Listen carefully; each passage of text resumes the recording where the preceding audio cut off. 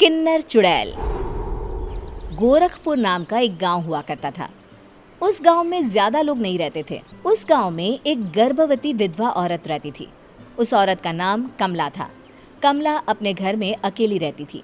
उसके पति की सारी जायदाद उसके नाम हो गई थी, पर सभी गांव वाले उस औरत को मनहूस औरत समझा करते थे और सभी उससे नफरत किया करते थे।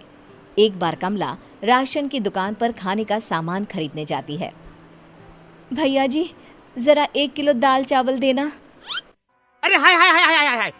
अरे मनहूस औरत, मेरी दुकान में अपशुगन करवाने आ गई क्या? हैं? चल जा यहाँ से। मैं कुछ नहीं देने वाला हूँ तुझे। भाग भाग यहाँ से, चल जा निकल। भैया जी, ऐसा मत कहिए। मैं गर्भवती हूँ, मुझे खाने की बहुत जरूरत है। मुझे खाना दे दीजिए। दुकानदार कमला को वहां से धक्के मारकर भगा देता है। तभी कमला रोते रोते उस गांव के किन्नरों के इलाके में आ जाती है। गांव वाले किन्नरों को उसी इलाके में रखा करते थे, क्योंकि वो लोग किन्नरों को पसंद नहीं करते थे और उनके इलाके में रहने से मना करते थे। तो किन्नरों ने उसी गांव में अपना एक इलाका बना लिया था। जब किन्नर लोग देखते हैं कि एक गर्भवती महिला रोते रोते उनके इलाके में आ गई है, तो सारे किन्नर कमला के पास जाकर उसका हाल पूछने लगते हैं। क्या हुआ बहन, तुम्हारी गर्भवती अवस्था में इतनी बुरी हालत कैसे? तुम रो क्यों रही हो? तुम डरो मत, हम तुम्हें कोई नुकसान नहीं पहुंचाएंगे। तुम शांत होकर सब बताओ कि हुआ क्या है। मैं कमला हूँ। मैं गांव के दूसरे इलाके से आई हूँ। 2 महीने पहले ही मेरे पति की मौत हुई है। मुझे गांव के लोग मनहूस मानते हैं, क्योंकि मैं विधवा हूँ और गर्भवती भी। वहाँ के लोग मुझे खाने के लिए कुछ बेचने के लिए भी तैयार नहीं, जिससे मेरा गुजारा नहीं हो रहा था। कोई बात नहीं कमला, हम तुम्हारा ख्याल रखेंगे।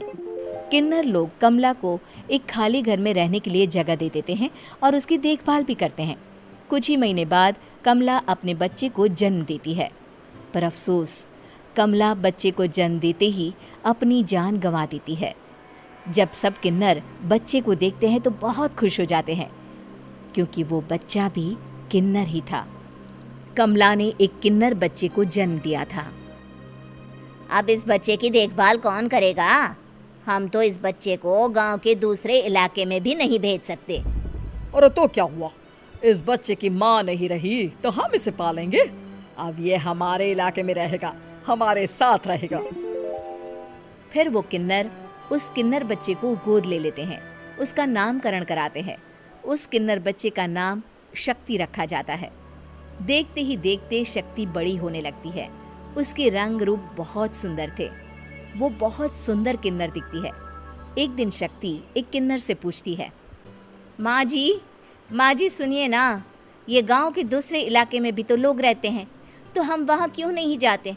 हम उनसे अलग क्यों रहते हैं? शक्ति, क्योंकि वो लोग हमारे जैसे नहीं, वो लोग हमें पसंद नहीं करते, इसीलिए हम उनसे अलग रहते हैं। क्यों? वो हमें क्यों पसंद नहीं करते? मुझे एक बार उस इलाके में जाना है। मैं एक बार वहाँ जाकर घूम कर आऊँ।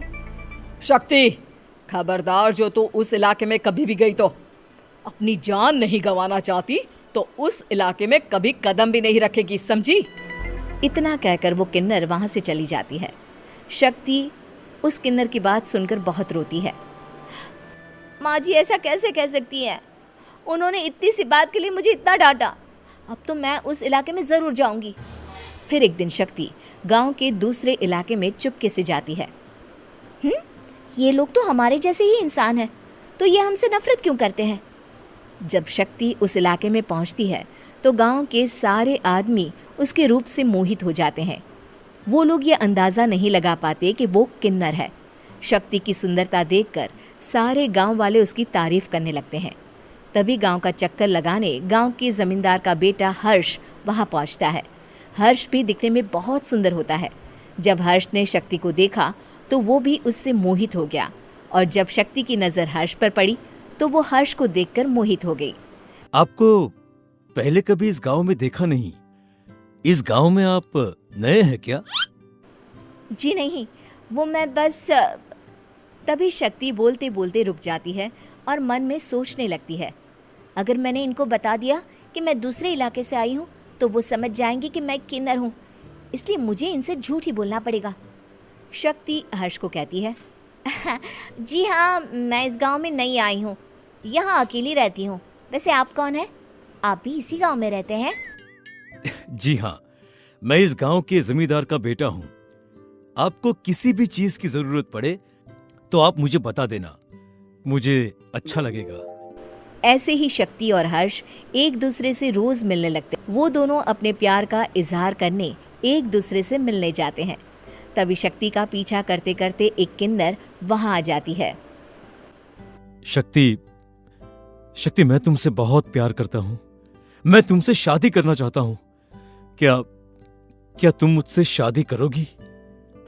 हाँ हर्ष, मैं तुमसे शादी करूँगी, पर मैं तुमको अपने बारे में एक सच्चाई बताना चाहती हूँ जो मैंने तुमसे छुपा कर रखी है। तभी उनके बीच में ही वो किन्नर आ जाती है। शक्ति, तेरी हिम्मत कैसे हुई ऐसा करने की? वो किन्नर शक्ति को खींचकर गांव के जमींदार के पास ले जाती है। हर्ष भी वहां शक्ति को बचाने के लिए पहुंच जाता है।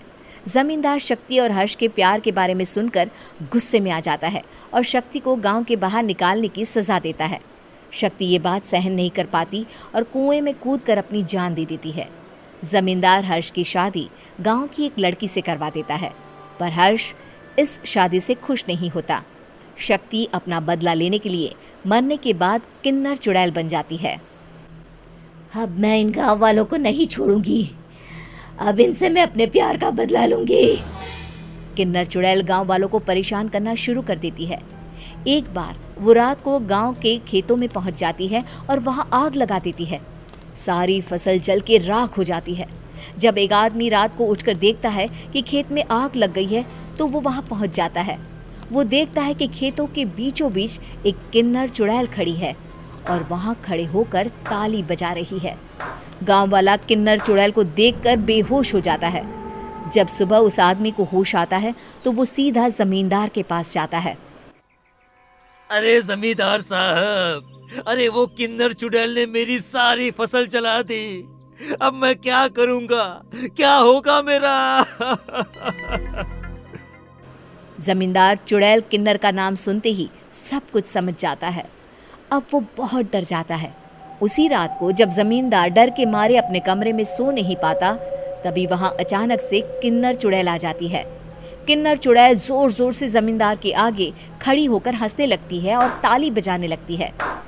जमींदार उस डरावनी किन्नर चुड़ैल को देखकर बहुत डर जाता है। तूने मेरे साथ बहुत बुरा किया, अब मैं तुझे जान से मार दूंगी। नहीं नहीं नहीं नहीं नहीं, मुझे माफ कर दो, मुझे मत मारो। मैं कभी ऐसा दोबारा नहीं करूंगा। अब तुम जो बोलोगी वही मैं करूंगा। ठीक है, मैं चाहती हूँ कि किन्नर इलाका गांव के इलाके से जुड़े और गांव का कोई भी आदमी किन्नर समाज से द्वेष ना करे, उससे नफरत ना करे, नहीं तो मैं सारे गांव को मार दूंगी। और तुम गांव में एक नया कानून बनाओ कि अगर किसी ने भी किन्नर समाज को हानि पहुंचाने की कोशिश भी करी या इनसे भेदभाव करने की भी कोशिश करी तो उनको कड़ी से कड़ी सजा मिलेगी। हाँ हाँ हाँ हाँ, मैं ऐसा ही करूंगा। तुम जो बोलोगी वो मैं करूंगा, पर मुझे जाने दो प्लीज। तब वो किन्नर चुड़ैल वहां से चली जाती है। गांव का जमींदार किन्नर चुड़ैल का कहा मानते हुए दोनों इलाकों को एक कर देता है और नया कानून भी लागू कर देता है। तब से वहां किन्नर समाज और बाकी गांव वाले शांतिपूर्वक रहने लगते हैं।